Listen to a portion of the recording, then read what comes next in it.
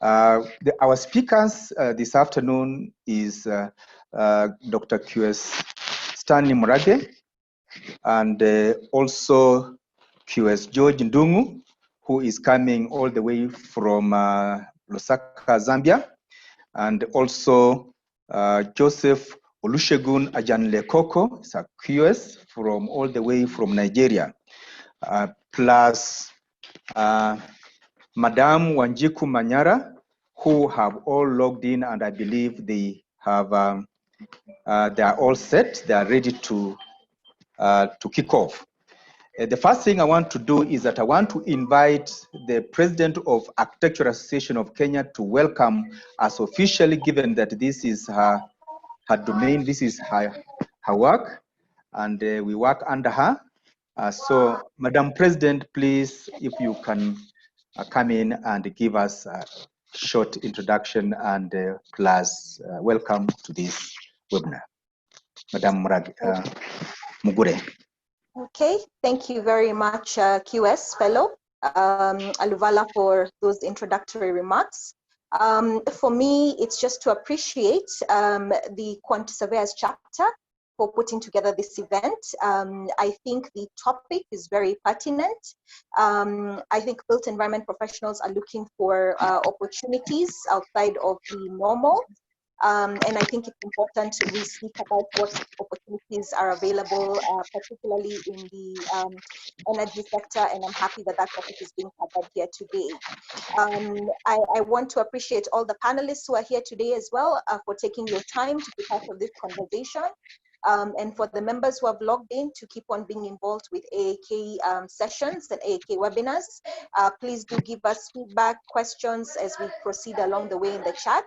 And again, just let us enjoy the session and let us be open to opportunities outside of our usual practice. So with those few remarks, Chair, I'll hand it back over to you, and thank you very much.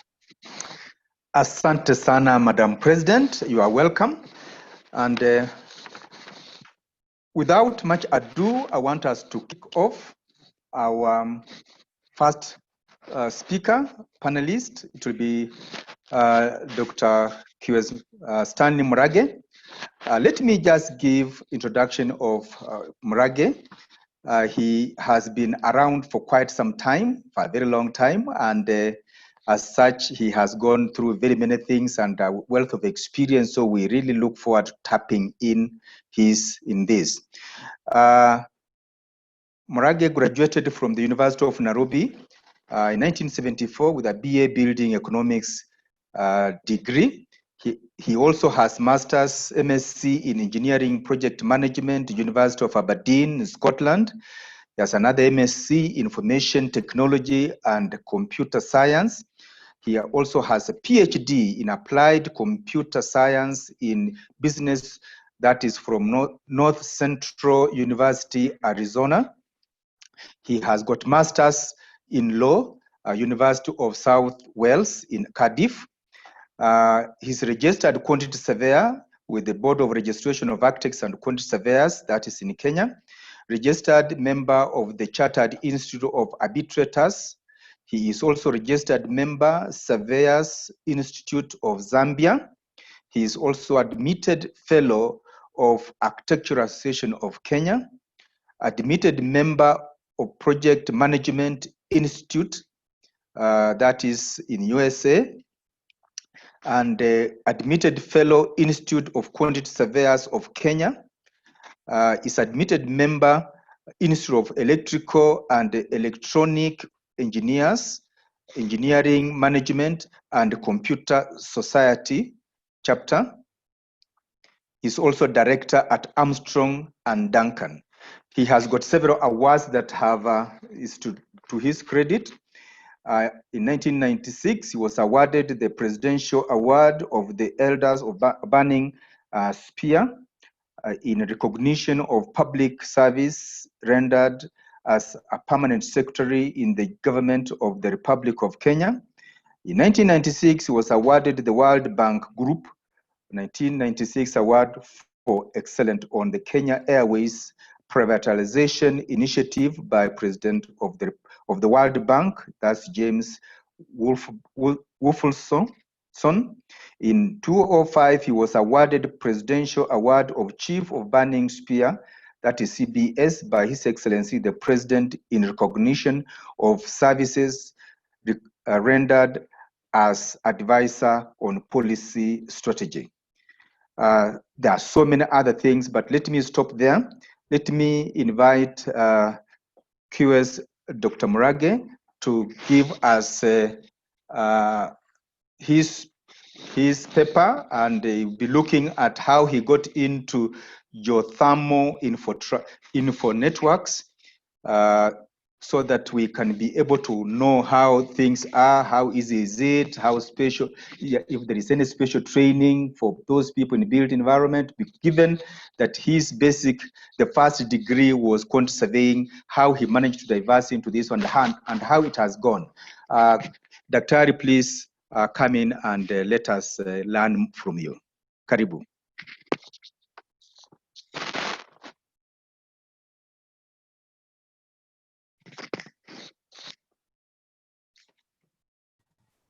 Hello, can you hear me now? Yes, I can now hear. Yes, okay. Yeah, now you are on.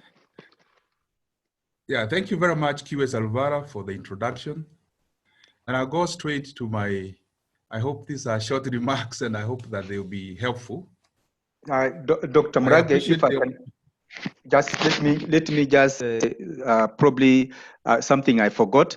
I just want to inform the participants, the people who are coming in, that question and answer will come at the end, but in the meantime, you can use the chat button so that you can write your question, because we shall not have the time to allow people to ask directly.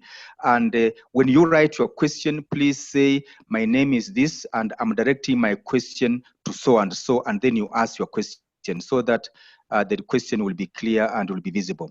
My apologies, Daktari, please proceed. Thank you.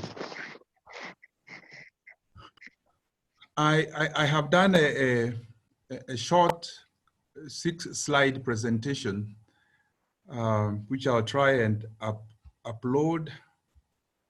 And I hope that we can be able to have a look and see how my road started. First of all, I wanted to say that today I only want to speak about thermal power installations. I would not go to describe the internet network installations and their measurement and and contract preparations, nor the implementations. So first, I try to define very generally and very simply what is thermal power installations. And basically it covers diesel power generation, small to large installations, generally around between 2 and 85 megawatts. Then you have gas-fired installations, which again could be medium to large, and they can be bigger than the 25 megawatts that I have stated there. Although generally they are between 1 and 25 megawatts, and you can have several in different places depending on the location of the requirement and connection to the grid. Then you have geothermal power installations, which is now become a very popular source of power for Kenya. At the moment, it's almost close to 50% of the power generation in Kenya. And these are the installations I'll be talking about. My next slide shows that how did I get started in this type of installations? I think it was by some luck that I had done some civil works with the Mitsubishi Corporation. Who introduced me to Mitsubishi Heavy Industries. And as you know, MHI, Mitsubishi Heavy Industries, they are one of the foremost experts in the manufacture of power generation equipments, particularly turbines. They are known world over in that. It is through MHI that I had an opportunity to get involved in tender documentation for power systems, starting with, I started with diesel generation in Mombasa. And I'll speak a little later on the process. And then I went on to do the gas. And in the last 10, 15 years, I've been involved in geothermal power installations.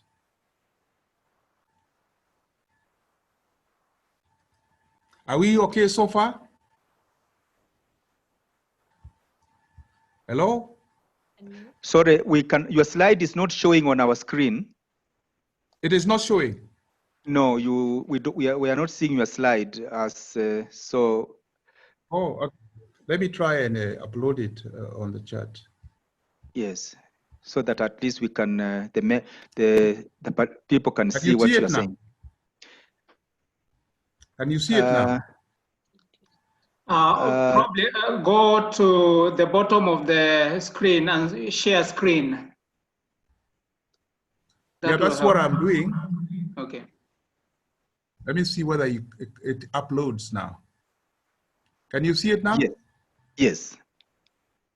Yes. Now it has come on. Yeah. So I said thermal power installations comprise diesel power installations, gas-fired power installations, and geothermal power installations. And I said that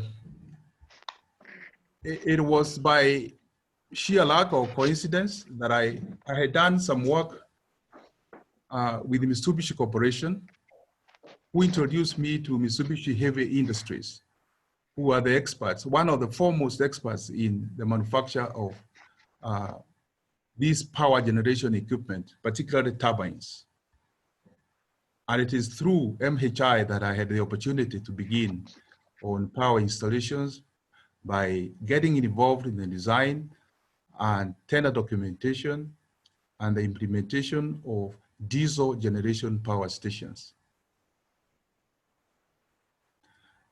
Our biggest diesel power generation station was the 75 megawatt Kipevu power installation in Mombasa. And it was quite a learning curve.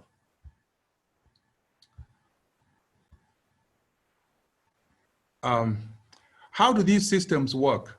Can you see my slide on that?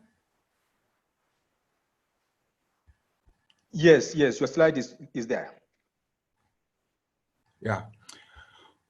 What all these systems try to aim is to produce steam. Steam is a basic element that drives turbines that turn and produce electricity.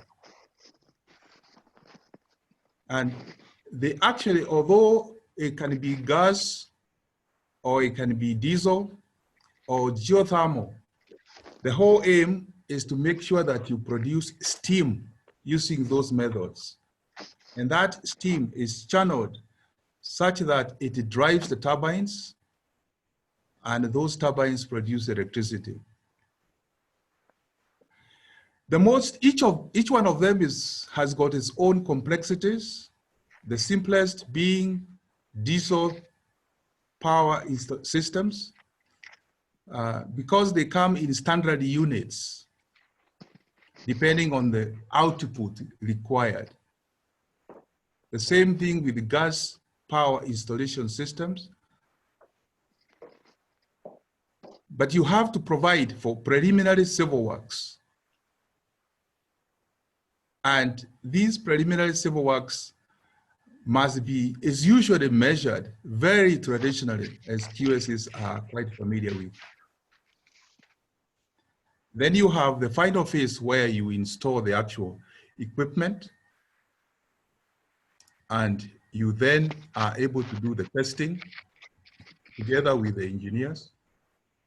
who lead the process, and then you commission.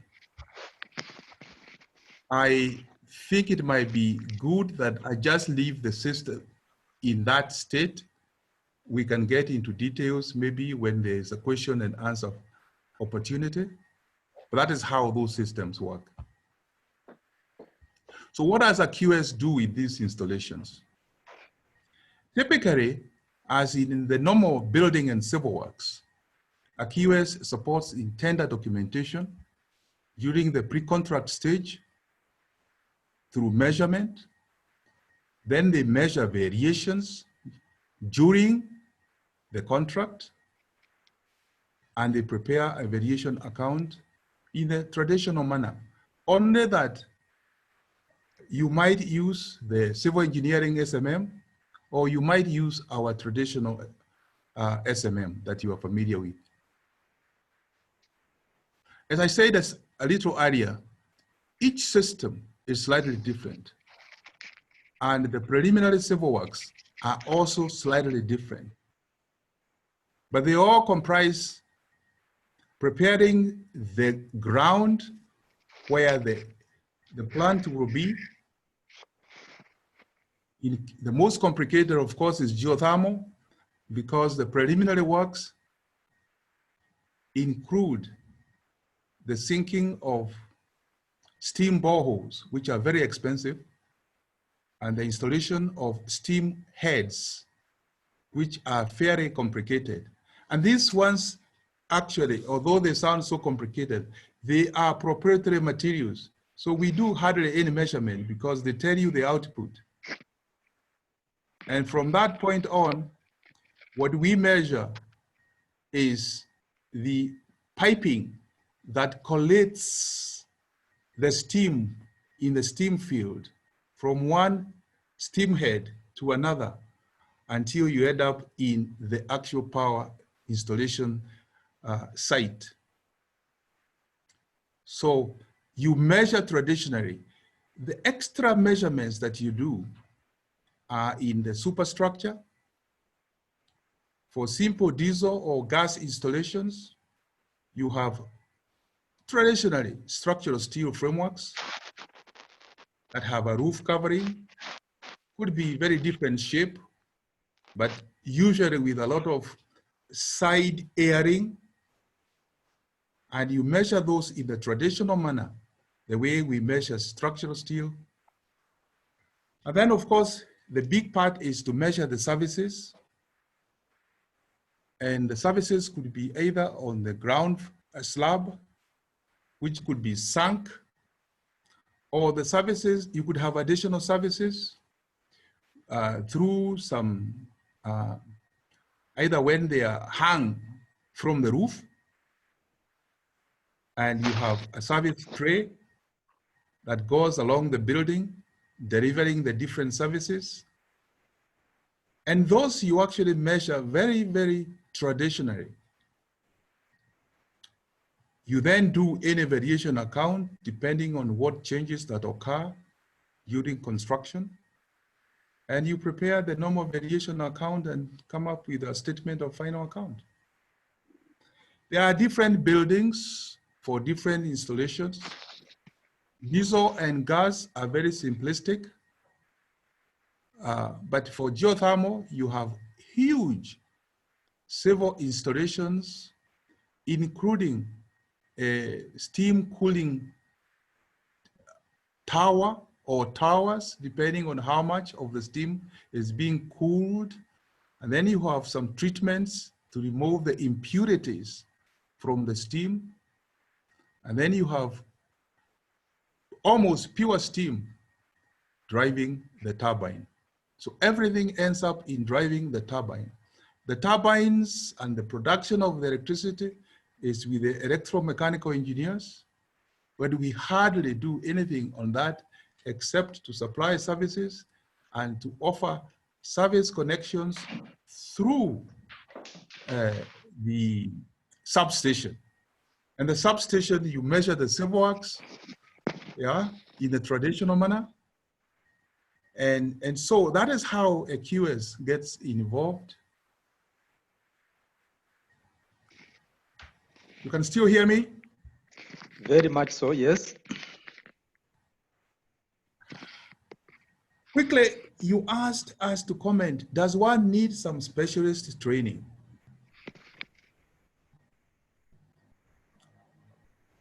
My thinking is that yes, you definitely need specialist training. For me, I had an opportunity in doing an MSc in engineering management in Aberdeen. And through that course, which was very intensive, a 3-year course, I would have struggled to perform the tasks of either a QS or later on a project manager on gas, diesel, and geothermal power station installations. I then had also practical training in geothermal power installations because they're quite complicated in Iceland, where you learn things hands-on. You see the actual boreholes being done for the steam, how steam is collated, how the steam head is put on and what connections. And then you are able to actually observe how the steam is purified by removal of sulfuric acid, sulfur products, and other minerals until you have pure steam that drives the turbines. Well, of course, I would encourage that entrants be ready to study more if they want to engage into and to pursue this field. It's definitely that you must understand the process of power generation, even in its simplest form, if you are able to assist. I think that, Mr. Moderator, I would like to stop there, and I can leave the rest for the question and answer session. Thank you. Thank you very much, Dr. Stanley Murage.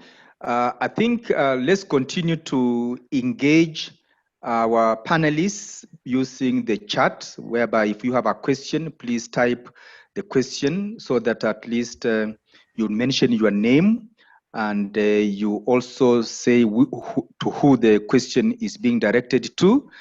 And after that, then you ask your question so that the panelists can be able to know their questions, so that when Dennis, our secretary, will moderate the issue, the Q&A, he'll be able to direct those questions to our various panelists. Now, the next speaker or panelist is QS George Ndungu. QS George Ndungu is he graduated from University of Nairobi quite many years back. He has worked in Kenya for 5 years. He moved to Zambia in 1988 and worked in Southern Africa region for 32 years. He's registered quantity surveyor in Kenya and Zambia, has rendered quantity surveying services to copper mines in Zambia and the Democratic Republic of Congo. You can see here we now want to also get that experience from Southern Africa. We have now gotten from East Africa, we now go to Southern Africa so that we can learn more from what's happening using the same things. You are quantity surveyor basically now. How did you go into mining? How does a quantity surveyor manage to participate in such an area? How easy is it? Any training did you, such like, we want to know many things from you, and participants will be able to ask their questions using the chat so that at least we can have Q&A at the end. QS Ndungu, please. Thank you very much, QS Alfred. I will share my screen.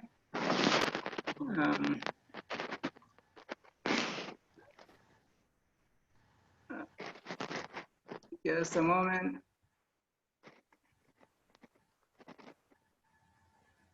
Oh, sorry.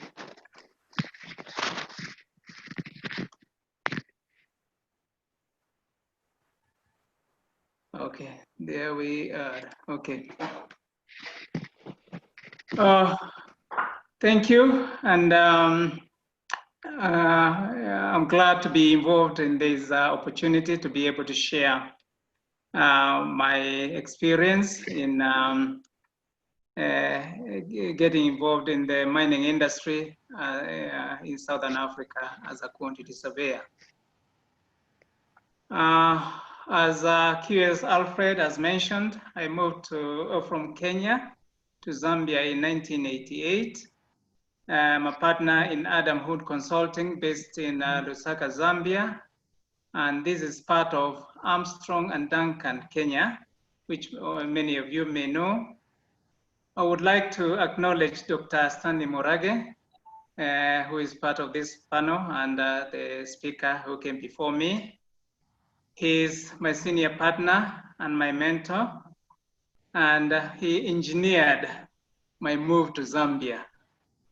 So those many years that I've spent this way is courtesy of Dr. Stanley Murage. Thank you. Now, the nature of our professional services that we offer, we provide quantity surveying and project management services in various sectors in Zambia and the Southern African region. We have also formed working relationships with other firms and professionals in the region and beyond. We have sought to diversify the things that we offer. And in these, we have sought to get involved in areas that may be regarded as non-traditional to the quantity surveyor. In this, we have taken a broader view of opportunities that are available and also adjusted our approach to be able to be responsive to such opportunities. We've kept asking the question, what can we do to provide solutions for needs in our environment? In the year 2007, we got an opportunity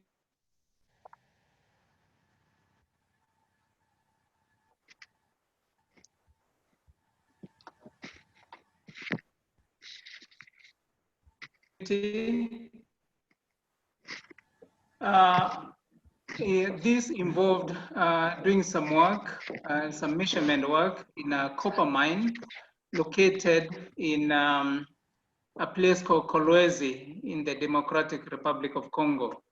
At the bottom of the screen, you can see where Kolwezi is located in the southern part of the DRC. The nature of work involved the redevelopment of an old mine and opening up new mines.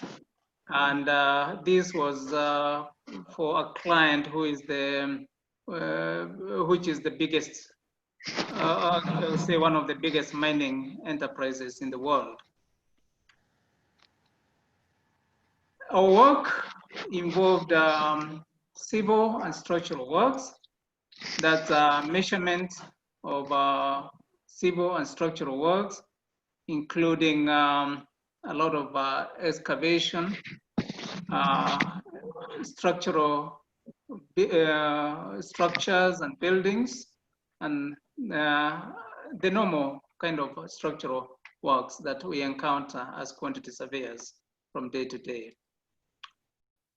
We also did get involved in mechanical installations and systems. And to go back a little bit, mining, especially for those in a place like Kenya where there isn't so much of it, involves getting minerals from the ground and processing those minerals into useful products. In the case of copper, you have to dig deep into the ground, sometimes to go as deep as 2 kilometers underground, get out that material, bring it to the surface, and process it into copper and eventually into copper wires and other things that we make from copper and which make our life advanced as it is now. So that whole process for the QS involves work on the ground, sometimes underground, and many times in factory-like installations, like you see on the screen. Our technical inputs involved cost engineering and estimates, tender solicitation documents, that's BQs and tender documents and all that, contract management, health and safety and environmental management issues. You would appreciate that when you are working many meters below ground, health and safety and keeping the environment kind of conducive to the work is very important. And on the mines, the mode of involvement is on time basis mainly. So you have to complete a lot of timesheets and manage your time and be able to clock it in so that your payment can be processed on that basis. Commercial inputs involved procurement, keeping accounts for the work done by various contractors, and giving inputs in the financial accounting, and also being able to answer audit issues. The measurements needed, as earlier stated, are structural and civil works elements, and also electrical and mechanical installations and systems. And in these, we would recommend that quantity surveyors adopt the use of the standard method of measurement for Africa, which has been published by the Africa Association of Quantity Surveyors. This is a system that seeks to go beyond borders and to equip quantity surveyors to not only operate in their own countries, but beyond. And this method of measurement by AAQS will be very, very helpful in equipping quantity surveyors to operate in other countries within Africa.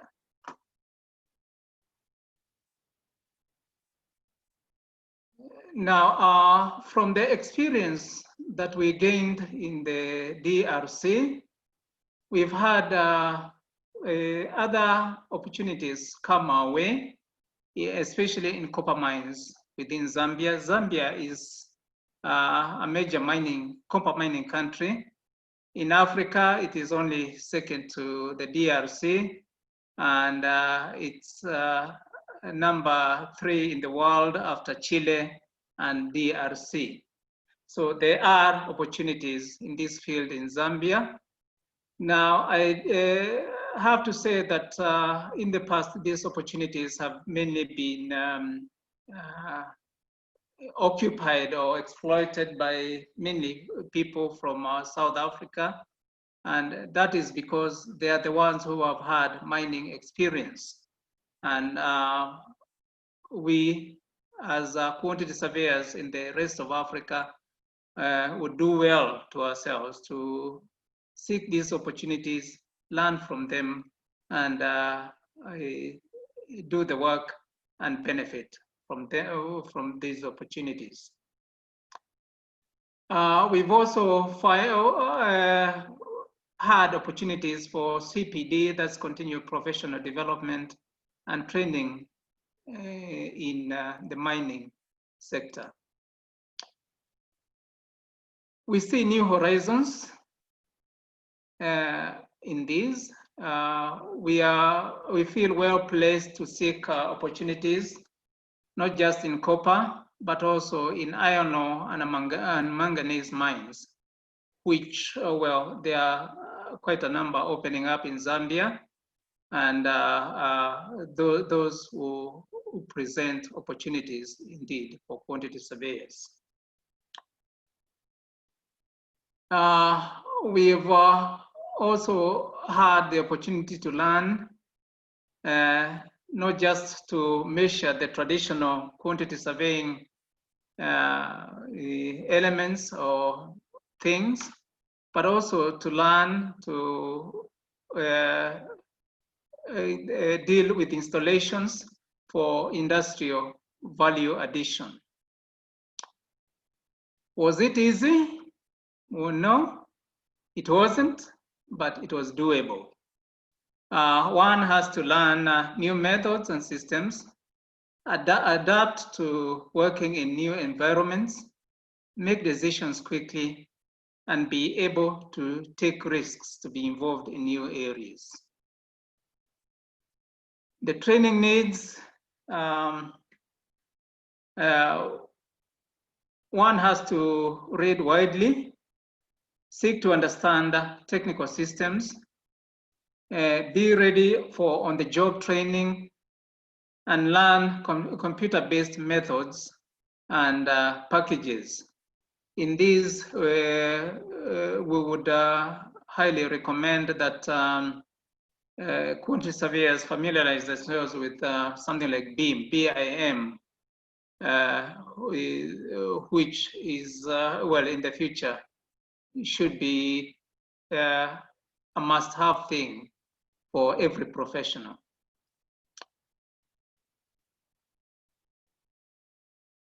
Now, looking beyond this,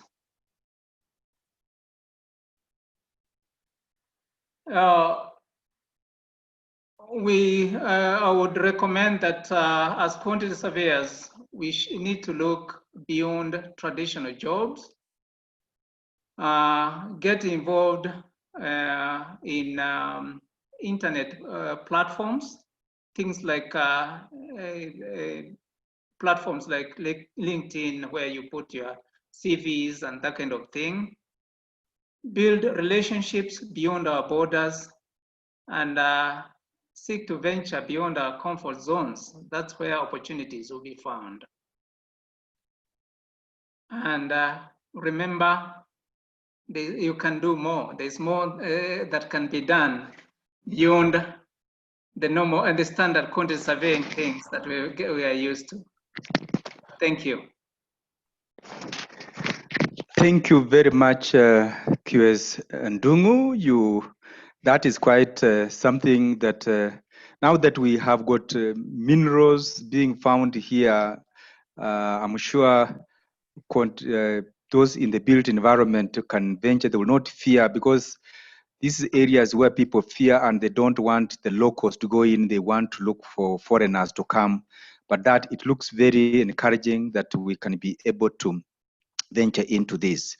I continue to remind the panelists that in case you have a question to any of our panelists, please use the chat, write the name, your name, and direct to who the question is going to, and then you ask the question so that this particular panelist can be able to pick it up when you have question and answer at the end. So we want to thank QS Ndungu for really challenging us, and we look forward to interactive session as we move on. Our next panelist is all the way from West Africa. This is none other than QS Joseph Olusegun Ajan Lekoko. Many Kenyans will call him Olusegun, but it's not Olusegun, but as themselves would call it, is Olusegun. I'll just give his bio. QS Olusegun Ajanlekoko is the managing partner of one of the foremost cost management and quantity surveying consulting firm, Construction Economists Partnership Limited, established in 1986. His wealth of knowledge, skill, and expertise have had a profound impact in quantity surveying worldwide, both in Nigeria and beyond. He is a member of various organizations. Which ones are these? They include Fellow of Nigerian Institute of Quantity Surveyors, Fellow of Society of Construction Industry Arbitrators, Fellow of Nigerian Institute of Management, Member of Association of Project Management of Great Britain, Member of National Association of Home Builders of United States, Member of Association of Coast Engineers of United Kingdom. What offices has he held in his time as he has been serving? Currently is the President of Commonwealth Association of Surveying and Land Economy, commonly known as CASO, past President of Nigerian Institute of Quantity Surveyors, and past President of Africa Association of Quantity Surveyors, AAQS, and past President of AAQS. Past President Association of Professional Bodies of Nigeria, and past President of St. Finbar College Old Boys Association. Awards that he has received and achievements are many. Let me just mention a few. In 1994, Men of Achievement Award for his contribution to the construction industry and growth and development of Nigeria. In 1996, listed among the top 100 construction industry professionals in Nigeria by Construction Digest Journal. In 2001, he was listed among the 500 leaders of the influenced by the American Biographical Institute, USA. In 2001, the same year, listed among the 2,000 outstanding intellectuals of the 20th century by the International Biographical Center, Cambridge, in England. In 2004, Dr. Nkrumah Africa Leadership Award by the West Africa International Magazine. In 2005, he listed among the 100 outstanding Yoruba eminent citizens by the Nigerian Tribune. In 2010, he was awarded an honorary doctorate degree by the University of Belize.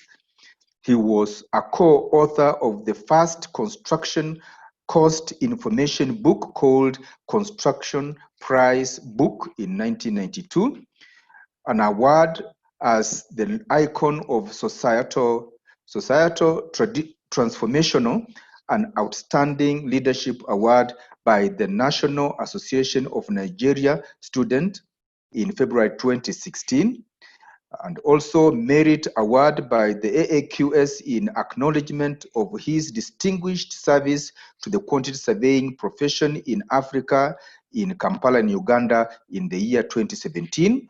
He was awarded the ISEC Distinguished International Fellowship Award at the 11th ISEC World Congress and AMP on 22nd PAQS Congress, the 18th to 20th October in the year 2018 in Sydney, Australia. Is Life Grand Patron of Women Association of Quantity Surveyors of Nigeria, Life Honorary Fellow of Commonwealth Association of Surveying and Land Economy, that is CASO, the 9th person to be honored, and also the Distinguished Outstanding Gold Award by Nigeria Institute of Quantity Surveyors for contribution to the growth and development of Nigeria Institute of Quantity Surveyors over the 50 years of its existence, which are honorary a doctorate award that he has received from the University of Belize for contributing to the growth of Profession in the Commonwealth in 2010. Another honorary doctorate he has received is from the International Biographical Center of Cambridge, England, for honorary doctorate of letters for contributions to professional development in the Commonwealth in the year 2017. He is a member of various trustee boards. One is Green Building Council in Nigeria, Society of Construction Industry Arbitration, Association of Professional Bodies of Nigeria, St. Finbar College Old Boys Association, and so on and so forth. There are so many things that let me stop there.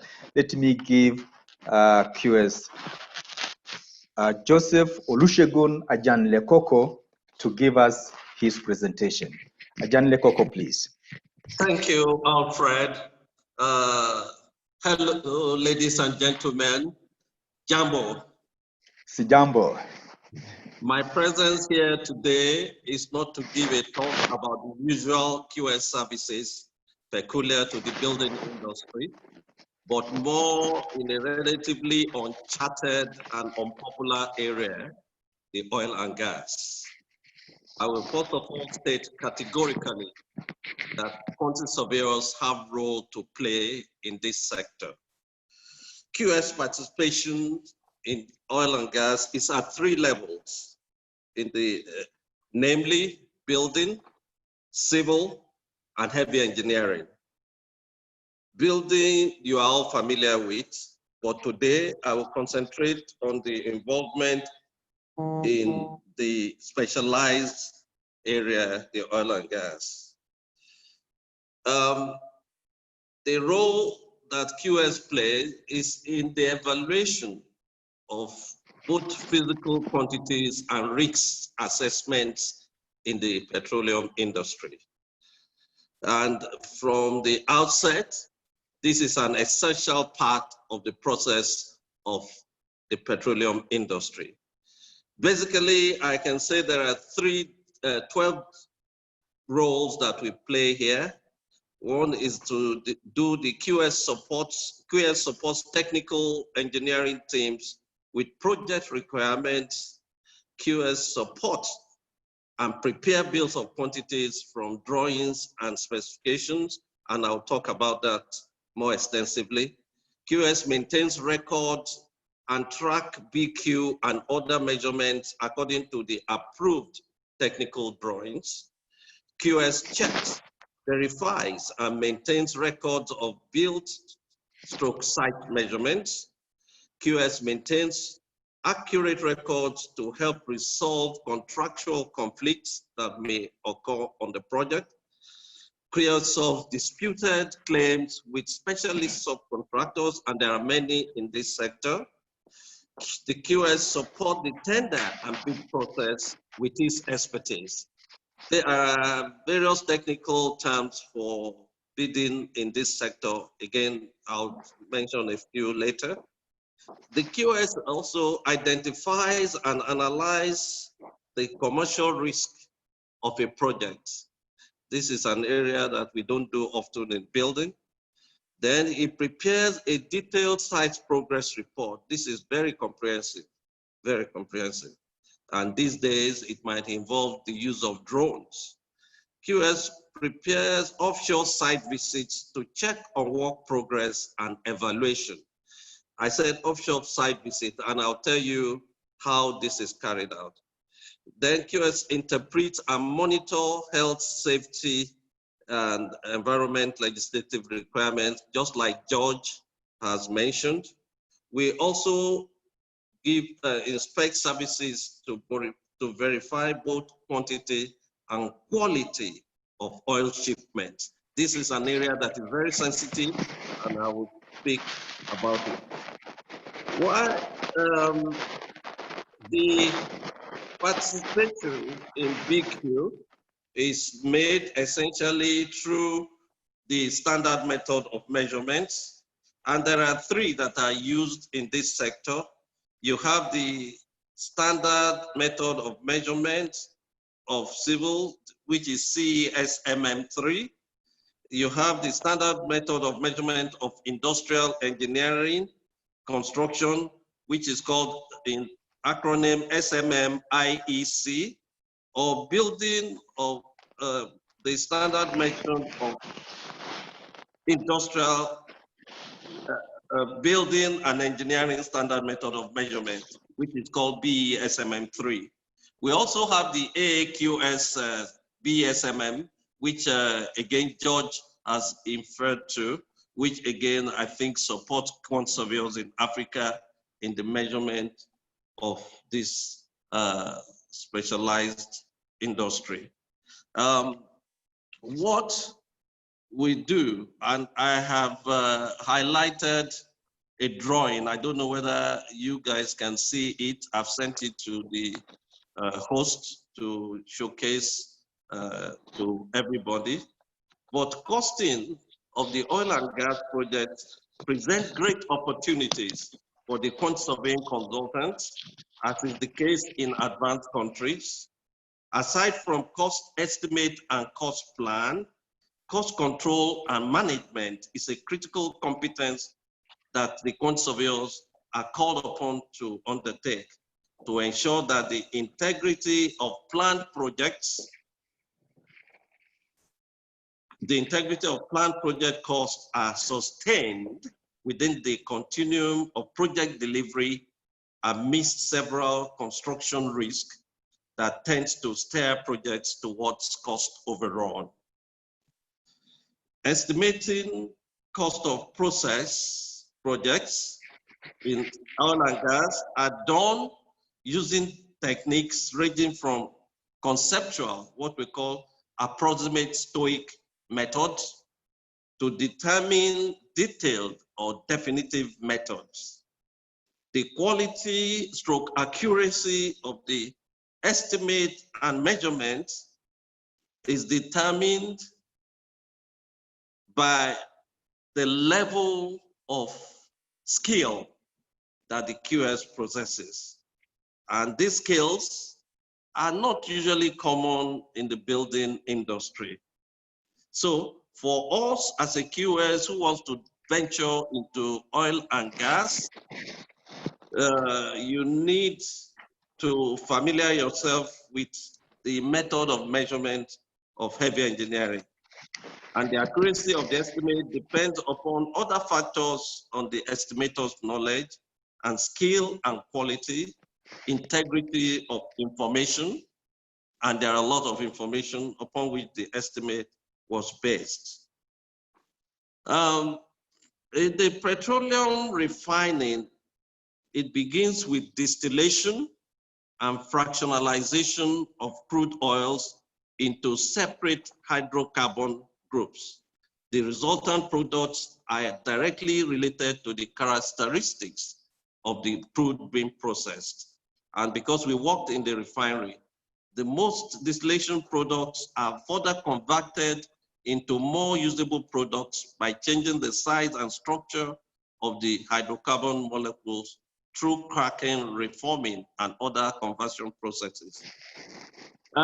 In the refinery, I call it is the chaotic web of equipment, piping, buildings, and so on. Aside from the installed machinery and its allied components, the factory will also have some or all of the following building and civil engineering works infrastructure, and possibly more. You will have the building to shelter the machinery, you have the building for storage, you have the building for administrative and staff residences, then you have civil works, infrastructure such as roads, drainages, and so on. Then you have the power supply, water supply, storage and distribution and telecommunication facilities, support services or utilities such as firefighting, industrial health and safety security, with all their associated works. Then you have the environmental management facilities such as waste disposal facilities, pollution control, and so on and so forth.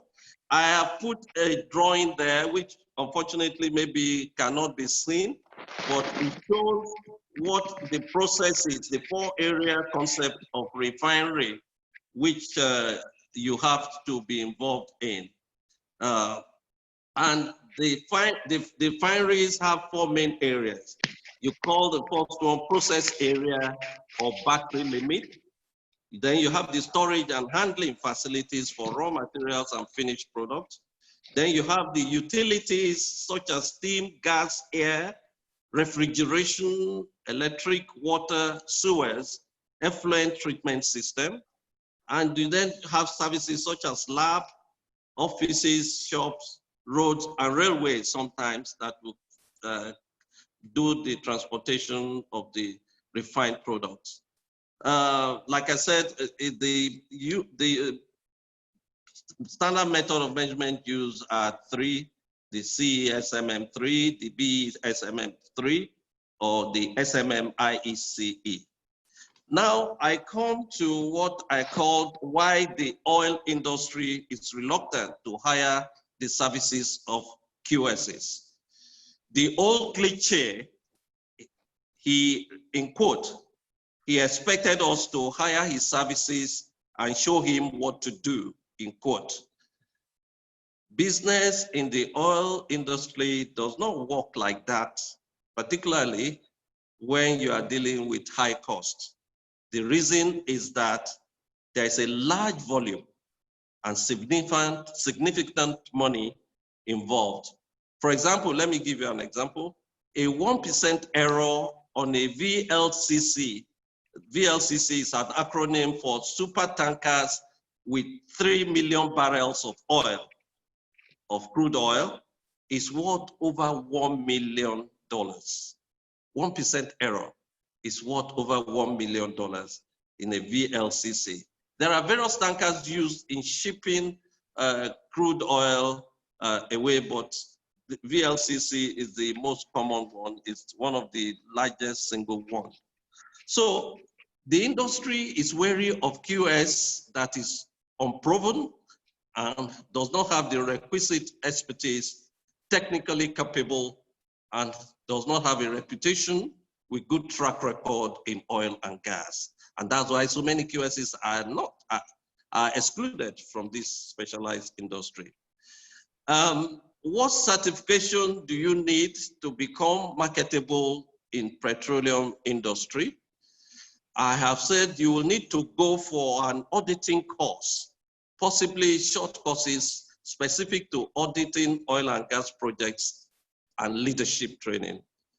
You need a fair knowledge of a software used in the industry for cost control, like QE dollar toll, QUE dollar toll. You will need a good knowledge of wells, pipelines, and facilities in order to make sound estimates, which means you must have a good knowledge of heavy engineering construction so that you can measure to a large extent accurately the problems that will confront you in the petroleum industry.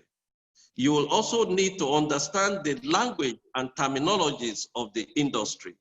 And there are many. Because of the shortness of time, I can't go into this, but basically I've given you an overview of what the QS involvement is in petroleum industry. I'll come again if there are other questions that you may wish me to answer. Thank you very much. Thank you, Ajan Lekoko, for giving us that insightful detail on this.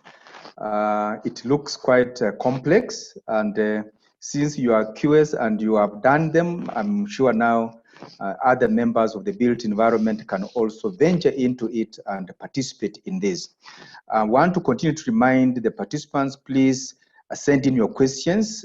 Yes, I can see some coming in. Please send in your questions, telling us your name and who you are directing that question to, and then you state your question so that as we are heading towards the end, so that the panelists can be able to know the questions, who is asking the question and how they can prepare for it. Our fourth panelist is none other than a lady. At least we did not miss out on that one. We have Wanjiku Manyara. I just want to give her brief bio so that at least we can also hear her, what she wants to tell us. She'll be again speaking from a different angle so that we can also have a broad mind of this area of petroleum. Wanjiku Manyara is an environmental health scientist by profession. She is General Manager of Petroleum Institute of East Africa, which is the professional oil and gas industry association in the East Africa region. She is a member of Governing Council of Partnership for Cleaner Vehicles and Fuels under UNEP, Energy Sector Board under the Kenya Private Sector Alliance, Fossil Fuel Working Group under the East Africa's Sectorial Council of Ministers, National Fossil Fuels Advisory Committee under Kenya's Ministry of Energy and Petroleum, Environmental Experts Advisory Committee under the National Environment Management Authority, Oil and Gas Strategic Environmental and Social Assessment Technical Advisory Committee, National LPG Legal and Regulatory Reforms, TC, World LPG Global Cylinder and Technology Network under the World LPG Association, and recently member of the Independent Scientific Advisory Board for NIHR, Global Health Research Group on Clean Energy Access for the Prevention of Non-Communicable Disease in Africa, and so on and so forth. So let's welcome, ladies and gentlemen, Wanjiku Manyara.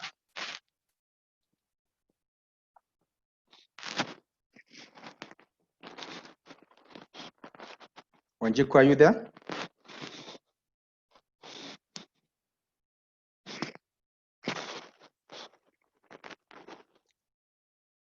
I seem not to be in touch with Wanjiku. If she's talking, we can't hear you. Probably unmute in case you are speaking.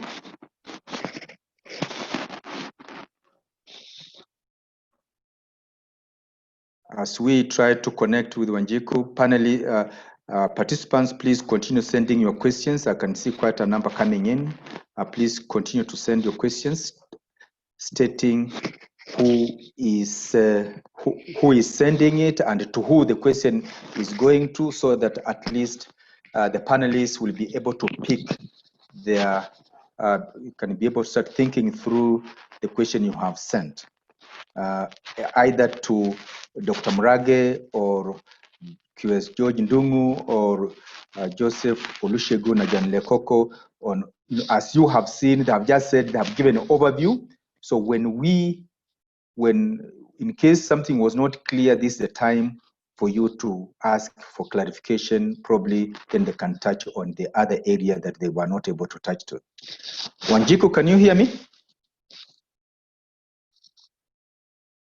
We seem to have lost. She's muted. Wanjiku, you seem to have muted. If you can unmute. Yeah. We can't hear you. You seem to have. Can you hear me now? Yes. Now we can hear you, oh, yes. My goodness, I'm very sorry. I do not know what's happening with my microphone. And I'm glad that you can hear me. Yeah, now you are there. Oh, fantastic. I was saying that perhaps it's because I'm the only one without the QS at the beginning of my name, at the start of my name. But I'm happy to be here. And hopefully I can share my screen. Please confirm that you're able to view it. Yes, we can see it. Oh, fantastic. Sorry for that technical hitch. And thank you very much indeed for inviting me to your platform and to learn and to share my few thoughts on how you can plug in to the opportunities that are, in my view, available for built environment professionals in Kenya. So please allow me to start with who the Petroleum Institute of East Africa is, although the chair did give a brief introduction. So the PIA is a typical professional industry association, and our membership is drawn from large, medium, small oil marketing companies, and also from vital petroleum common user facilities. For example, the Kenya Petroleum Refineries, though our petroleum refining activities have mothballed for I think since the last 6 years or so, and also the Kenya Pipeline Company. We also have in our membership oil and gas service providers, for example, transporters, financial institutions, and also engineering consulting firms, amongst others. So our mandate is to lobby, but to lobby strategically. And we lobby for policy and regulatory framework that will encourage investment in the petroleum sector. And we also liaise or collaborate with the national standards bodies across the region to develop standards and best practices, because these are the institutions that have been mandated by laws to undertake the development of standards and best practices, but knowing very well that this is a highly specialized industry, as you've heard from the presenter from Nigeria, then the standards development cannot go without the expertise from the sector contributing to that particular exercise. In any case, it is an opportunity for them to get, for the national standards bodies to get a buy-in and to ensure that then the standards are implemented, bearing in mind that then there has been consultation throughout the process, and they're therefore easy to be implemented, and adoption becomes more a self-regulatory requirement other than a regulator coming with a whip and cane. We also get involved and are very active in facilitating capacity building in all its form through specialized training, very important in oil and gas matters. We also have workshops and seminars and publications, amongst others. We have a quarterly journal called the Petroleum Insight, which you're welcome to contribute to as QSs, and I'll be reaching out to you because it appears we haven't had a very close working relationship, even if it's apparent that we should. So the main institutions that govern the petroleum sector are the Ministry of Petroleum and Mining and the Energy, Petroleum and Regulatory Authority. So as is the norm, the ministry is a policymaker, while the EPRA is a regulator. So the regulator implements or regulates the sector by implementing the Petroleum Act 2019, while the policymaker, of course, ensures that the energy and petroleum policy of 2015 is implemented. And any other policy that may then be developed is driven and activated for review by the Ministry of Petroleum and Mining. So it is in the Petroleum Act 2019 that the opportunities for built environment professionals reside. So the Petroleum Act was assented to by the President on the 23rd, or actually on the 12th of March 2019, and it came into force the same month on the 28th. And this act basically repealed the Energy Act 2006. So the relevant provisions for you as built environment professionals are mainly related to the new features in this Petroleum Act. And the Petroleum Act, I may mention, is one of the constitutional laws that was reviewed for its alignment with the constitution that Kenya promulgated in 2010. So one of the key provisions under this particular act is that there must be a national petroleum policy, which the national government, through the Ministry of Petroleum and Mining, is required to develop and publish.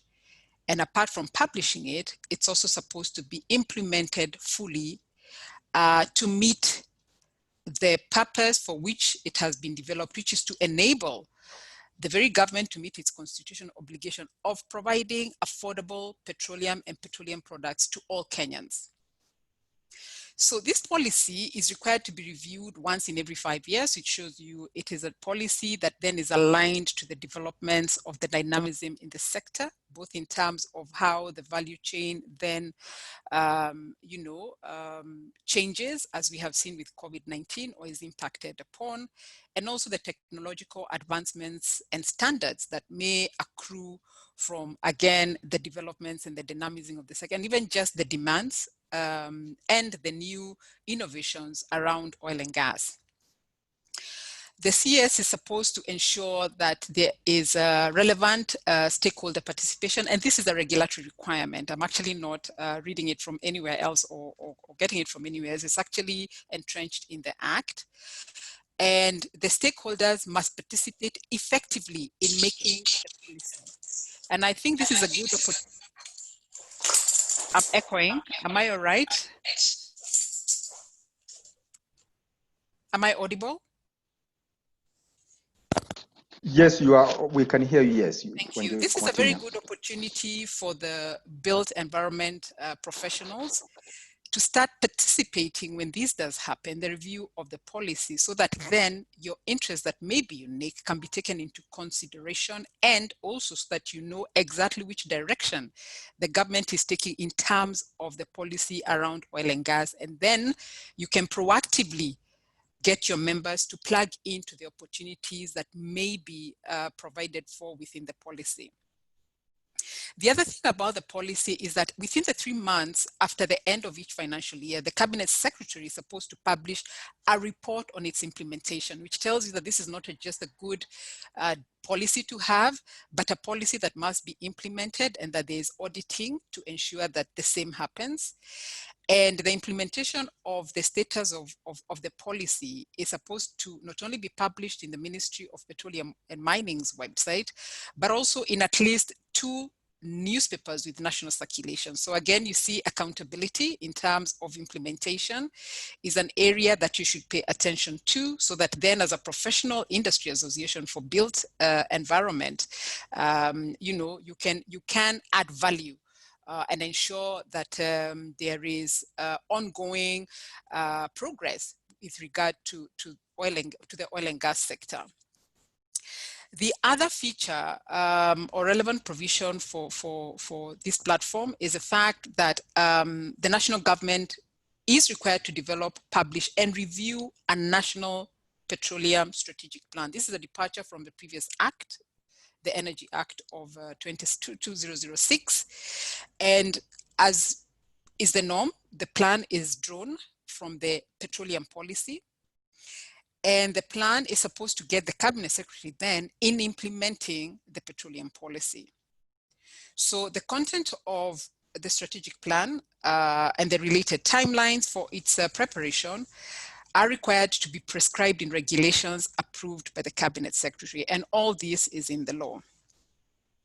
The other feature in the law, which is of keen interest, of great interest, or would be of great interest to yourselves, is the fact that the national government is required to create a conducive environment for investments in petroleum operations and infrastructure development, including the formulation of guidelines. And the national government, through the Ministry of Petroleum and Mining, is supposed to collaborate with relevant national government agencies in the development of the petroleum investments. The information on these investments is required to be disseminated to potential investors. So therefore, investments will be matched with the financial and technical capabilities of investors. It creates predictability amongst investors, which is one of the requirements, as you know, so that then they're able to plan their business strategies accordingly. And the beauty of this particular provision is that also it enables the country to have investments that are useful and that add value and that do not then become white elephants for the country.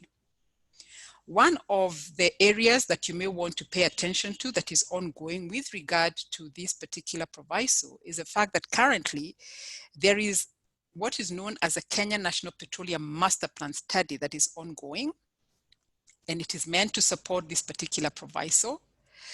And it would be important for the professionals on this platform to contribute when the opportunity for the public stakeholder consultation arises on what you would want to be included with regard especially to the incorporation or to the stake that you as professionals would want to ensure is availed or enabled for your professional, for your professional persons.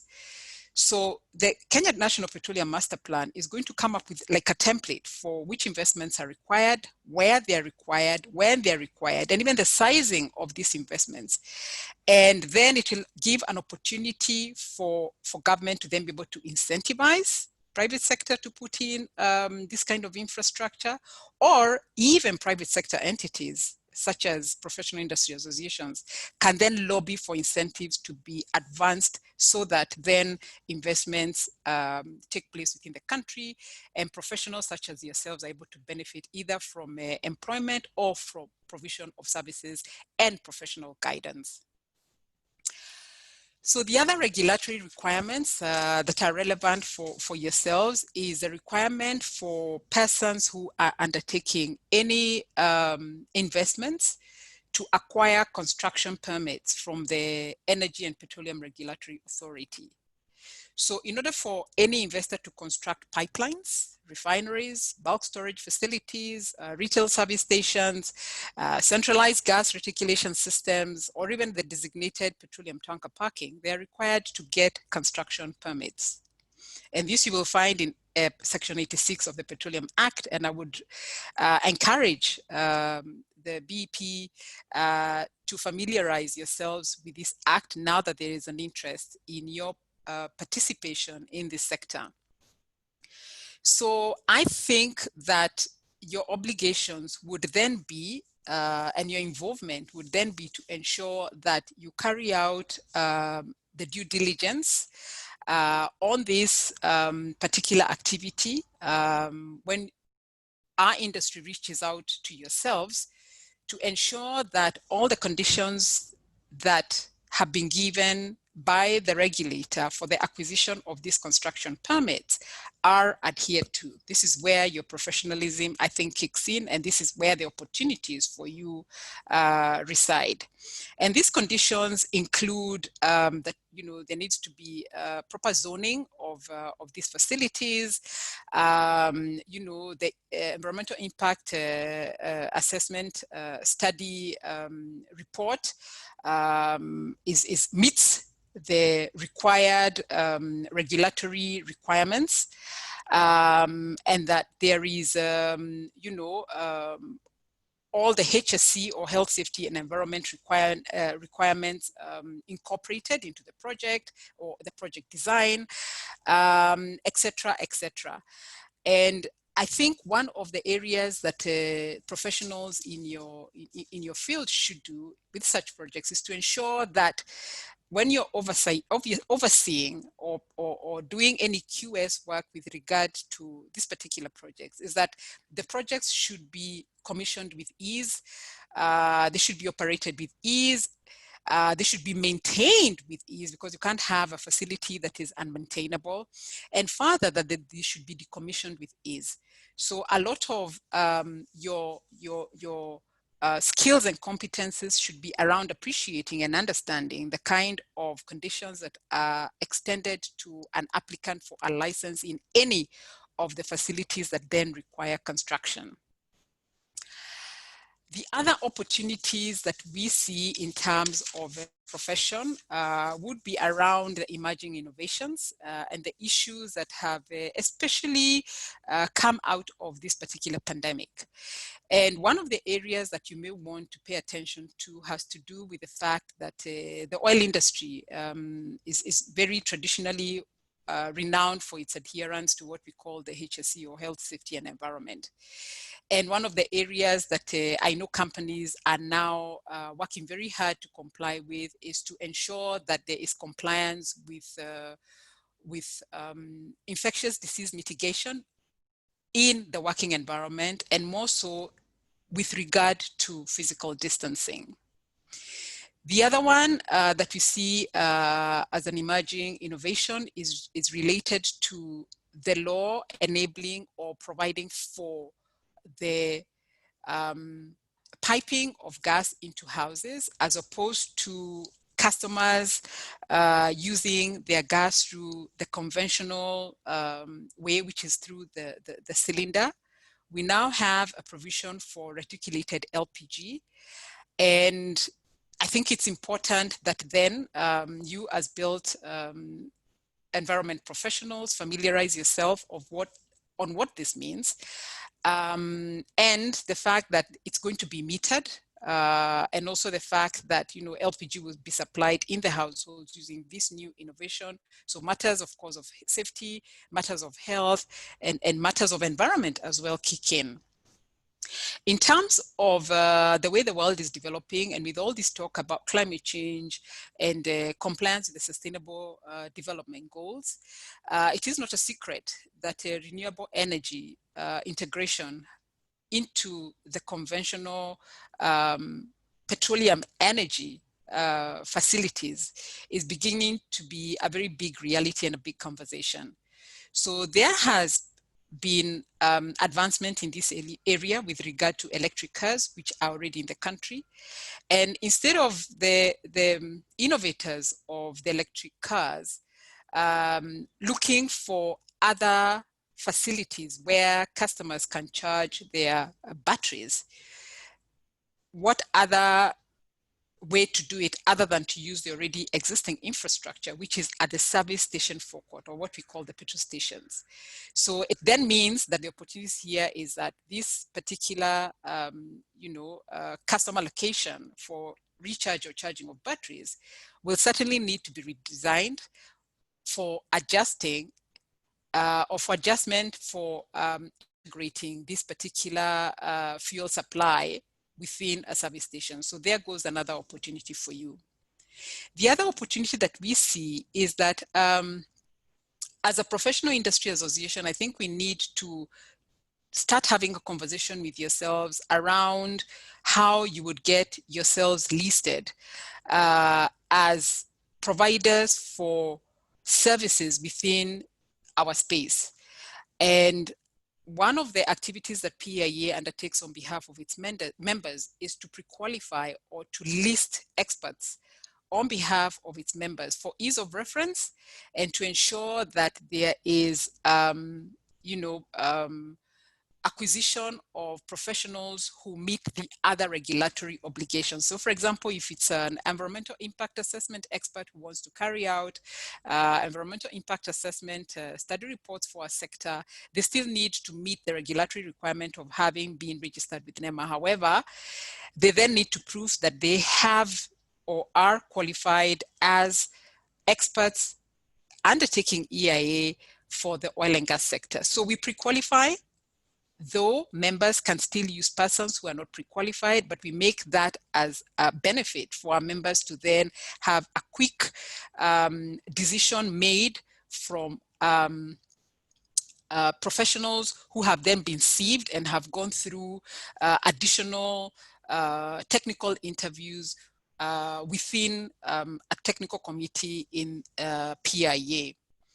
So members of BP can cut a niche out for themselves as built-in experts for the petroleum sector, and maybe that's a conversation that we can have going forward and as an outcome of this conversation.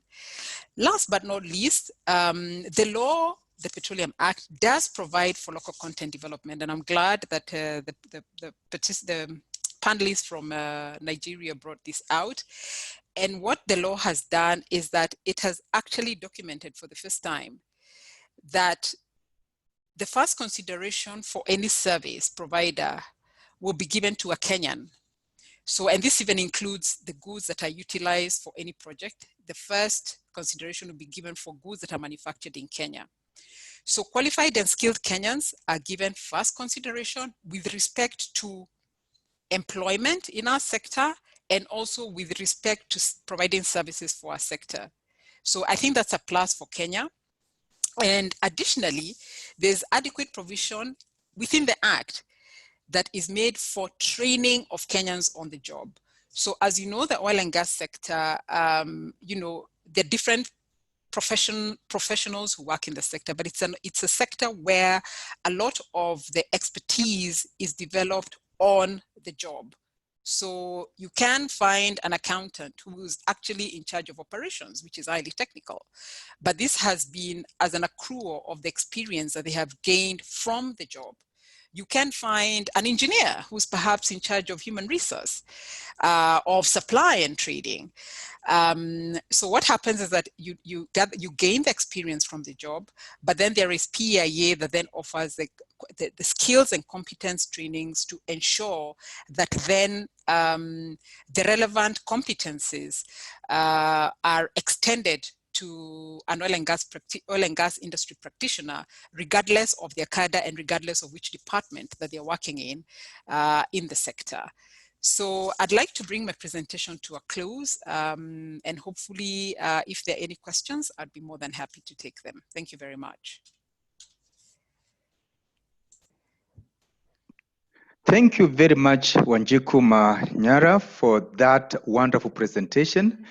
You can see, as a lady, you have brought us on board. At least you have now brought that balance and the Kenyan version of what we are talking about. Even you not being a QS, you have been able to bring us and show where we can actually come in and participate and the chances that we have in the petroleum industry. This particular time, because our time is really far gone and very many people I can see have really sent in many questions, I want to send you straight to our the chapter secretary, Dennis Check, to direct question Q&A very briefly, and so that at least we can be able to start winding up before we come to a vote of thanks. Dennis, please. All right, thank you, QS Alfred, for taking us through the session, and to our distinguished panelists for allowing us just to glean from your knowledge. I think I'll go straight to the questions, especially those questions that have not yet been answered, because we have the questions that have come in on the chat and questions on the Q&A section. So allow me to first ask question to Dr. Stanley Murage from actually QS Gaido, who is the current AAQS president.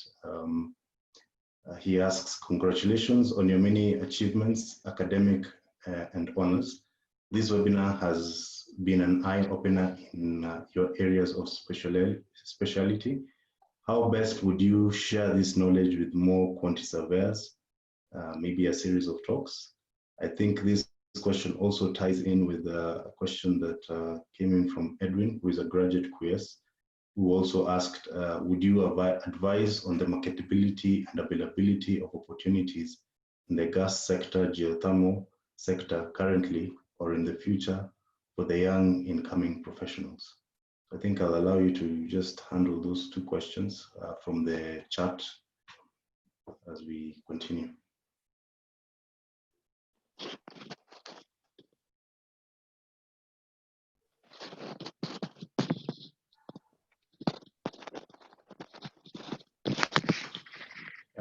Yes, Stanley, questions are directed to you.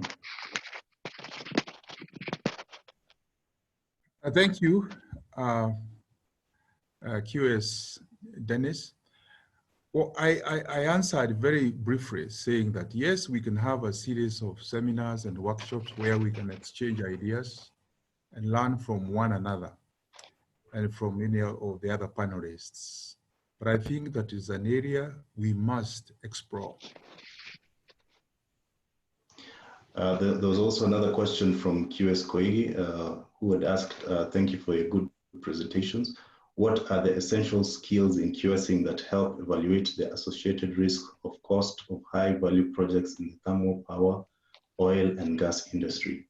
So he's directed these questions to you, QS Murage, as well as to QS Olusegun.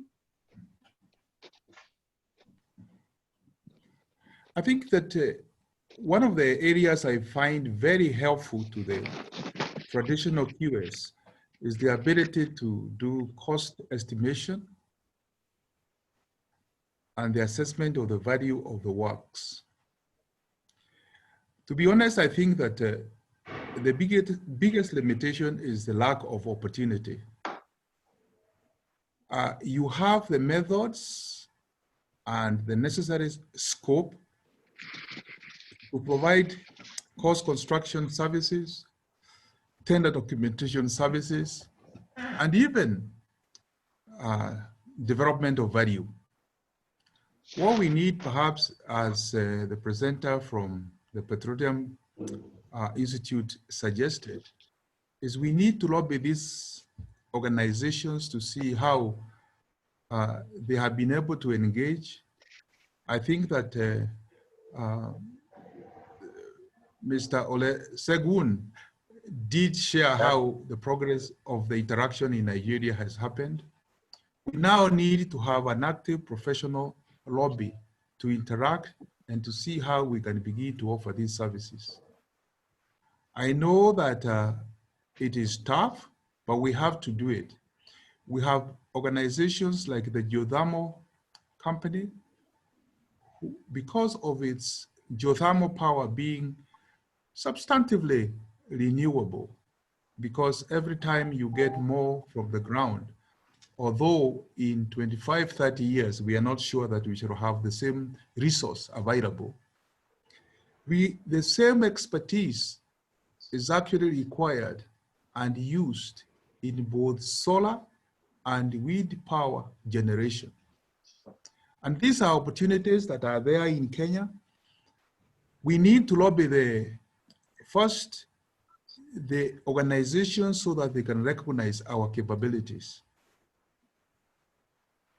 I know at least a couple of opportunities we have had ourselves in solar and wind power generations, as much as we have had in the thermal power installation. So we just need that lobby to be known and to be understood that we have the capacity. And where we don't have capacity, like is being suggested, we can go for short courses. We can draw on experiences like from Nigeria or from other parts of Africa and build those competencies. But we just need to lobby now.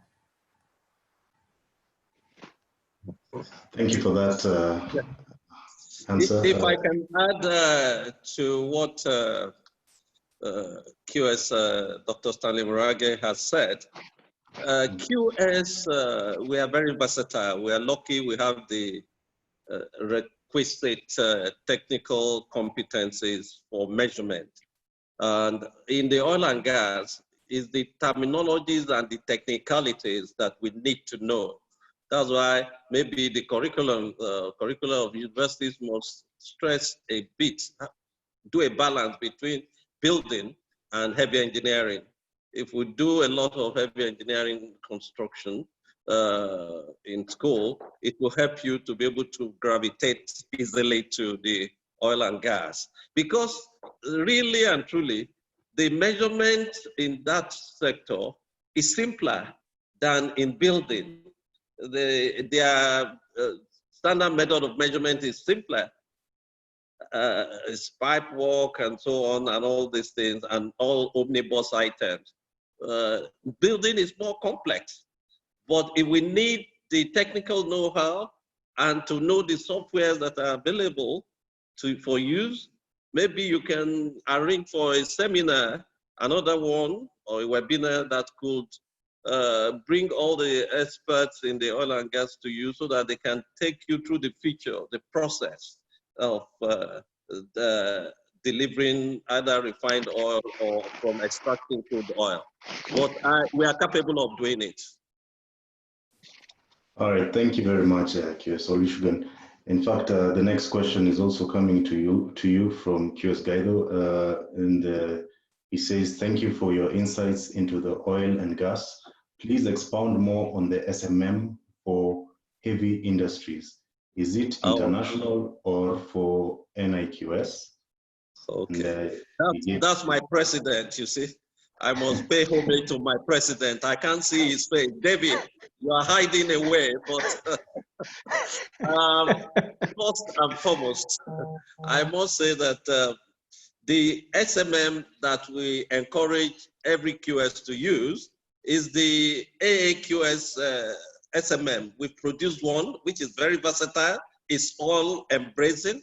It has both building and civil and heavy engineering. So, Mr. President, the first one we should use now, I was not able to use it when I had to work there because it was not available.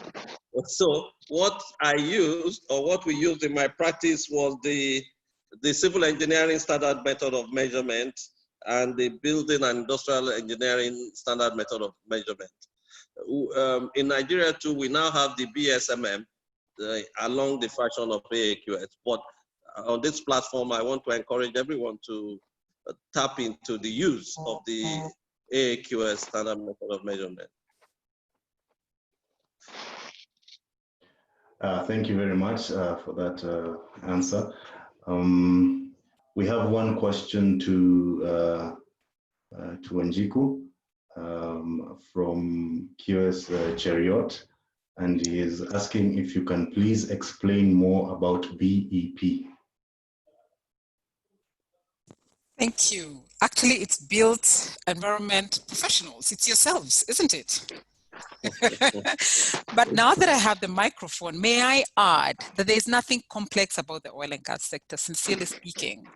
It's just the way we think there's complexity with your built environment professionals, which I did not know was part and parcel of the AAK, or referred to also as such, you know, in other spheres. So what you need to do is just create your space, and we're happy to help you create your space. And that's part of lobbying, to know that you are here, you're professionals who can add value, you're professionals who have a, you know, a say in terms of the kind of, you know, facilities that you have a say in, the designs that you can, you know, and we also have training programs that may not be all technical, but that can give some introductory opportunity for those who want to get into the space, including all the acronyms, VLCC, very large, and actually we are full of acronyms. It's an acronym-based industry. So we have short courses, 3 to 4 days, 1 day, 2 days, just to demystify the sector.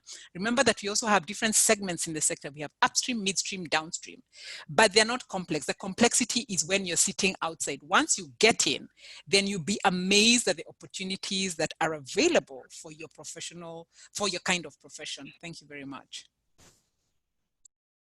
Thank you very much, Njiku. There were some other questions on the Q&A which I believe have been answered. There was one question which went to George Ndugu, who has, I've seen he has given a response, which was with regard to opening a farm in Zambia and what the requirements are. I think he has responded appropriately to QS Olivia's question. I think there's also another question that came from Raymond Mooley, who is a registered architect in Ontario, Canada, Magnus Holdings, who had 3 questions, and I believe that they've also been answered on the Q&A panel. So I think with that, we don't have any more questions that I see. Just a few comments from various participants, but I think at this point, I would like to, because of time, I would like to close this session. If there's any more need or any more questions, you can follow and send them to the Secretariat, who can always follow up and get it to the panelists. So at this point, I would like just to hand over to our Vice Chair lady, who is responsible for organizing this webinar, as well as coordinating all the speakers for today's webinar, and allowing her to just give a vote of thanks as we come to a conclusion. Thank you. Thank you, QS Dennis. Thank you for everyone. Thank you for this webinar. It has been eye-opening. I'd like to specially thank the four speakers. It could not have been possible without you. And thank you for the insight. You have demystified what we thought might have been a mystery. Wanjiko will take you up on the partnership. That would be an interesting space to pursue. Thank you, QS Dr. Stanley Murage, for your large experience. Thank you for sharing it with us. Thank you, QS Joseph Olusegun. Okay, we'll call you Olusegun. I'm sorry. But Olusegun, thank you from all the way in Nigeria. Your insight has been invaluable to us. Thank you, QS Ndongo from Zambia. You've also shown us that we can move to a new country and conquer. So thank you for that. We also thank the AAK president for gracing us with her presence. Thank you, QS Aluvala, for everything. Thank you for the moderation. You have taken us through the session and we've also learned a lot. Thank you for your time. And thank you for our participants for being with us. I pray it was all that you expected. Thank you. Thank you very much. I think we look forward to another webinar, and when that another one comes, we shall be able to announce and invite you to come and participate in it all the way. We shall again look for other areas of interest, and when they come, please do participate. And we want to thank you very much for coming, participating, and may you have a blessed and a wonderful day. Asanteni sana. Thank you very, very, very much. Kwaherini. Asante, kwaheri. Thank you very much. Kwaheri. Bye.